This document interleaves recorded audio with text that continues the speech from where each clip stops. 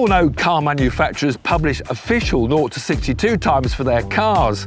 But typically, these are done in the most perfect of conditions and with professional drivers. But it's all about the weather, the road surface, what tyres you have, who is sitting behind the wheel, how they drive. Yep, in ideal conditions, with launch control, almost anyone could get that perfect 0 to 62. But what happens in the real world? In the real world, anything can happen.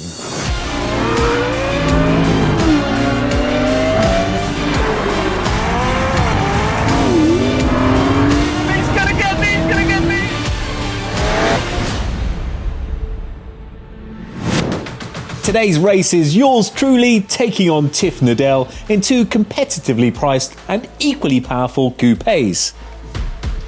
First up, the track focus one, the £75,000 BMW M2 CS.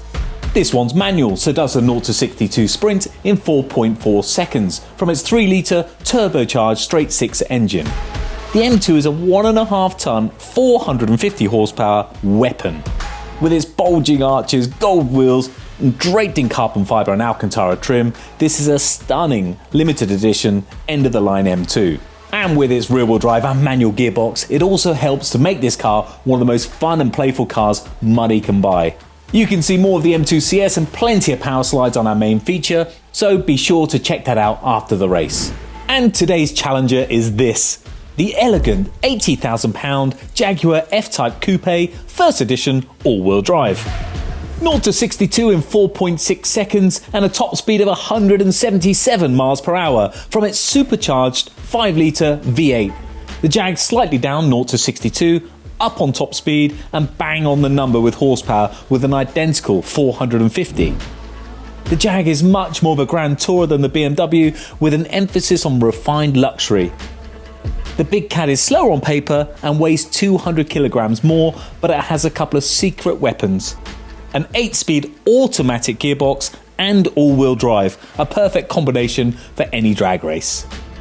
Right, this is going to be close. Two cars, identical horsepower, one 4-wheel drive, one rear-wheel drive, one automatic, one manual. I'm 200 kilos lighter, so that's to my advantage, but then the grip off the line with a manual start is always going to be difficult. And I reckon if I drop the clutch in this with no traction on it, it's just going to spin the rears. So I'm going to go to MDM. That's the M dynamic traction setting, which hopefully will sort out the traction. I've then got to get the clutch, get the revs right, whereas all he'll do, smug over there, is stick it into launch control and just go. You know, dare I say, on paper, that might be faster, but this combination of all-wheel drive and automatic gearbox is tough to beat in any drag race. It's all about getting off the line, and I think this is going to be a little rocket ship off the line, even though he's over there revving his engine and being all smug. Look at him. He'll be warming his tyres up next. Are you ready for the simple? You've got your little traction control, got your little launch control all organised, have you? To be honest, there's not really much to do, which suits me down to the ground. It's just left foot on the brake, release that, right foot on the accelerator, bosh dosh. And I'm doing it the old-fashioned way. Right, Mr. Starter, I'm ready. How many revs do I use, though? You better use a lot, son.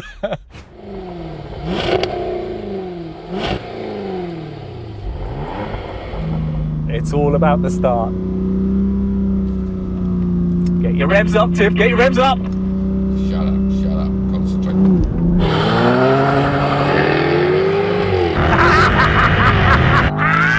Yes! I'm coming back. We're catching. He's coming back a little bit, but the race is already done. So there we go, over in a flash, and the Jag takes the win. But let's see that again. Tiff was busy choosing his revs, worrying about his gears and concentrating on his clutch. Meanwhile, I was wondering what to have for lunch. It's that easy with an auto box and all-wheel drive.